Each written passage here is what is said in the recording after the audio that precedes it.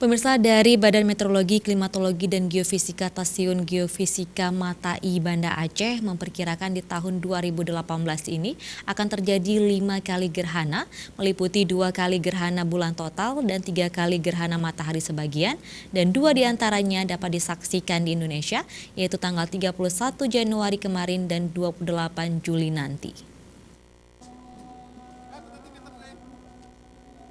Badan Meteorologi, Klimatologi, dan Geofisika Stasiun Geofisika Matai Banda Aceh memperkirakan dalam tahun 2018 akan terjadi 5 kali fenomena alam gerhana.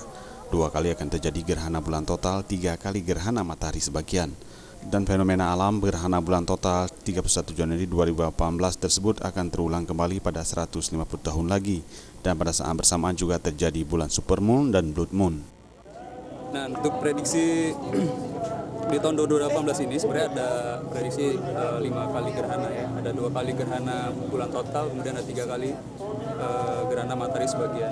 Untuk tanggal 31 Januari ini kita melakukan pengamatan untuk gerhana bulan total ini untuk memvalidasi dari hasil prediksi. Rizal Nur Akbar juga menambahkan dampak dari gerhana bulan total dan supermoon naiknya permukaan air laut ke daratan. Berdasarkan observasi yang dilakukan BMKG pada tanggal 27 Januari 2018 lalu, di wilayah Sabang, Loks Maya, dan Aceh Barat mengalami kenaikan air laut 2,8 meter karena pengaruh orbit bulan berdekatan dengan bumi hingga mengakibatkan terjadi pasang purnama. Dan Aceh TV.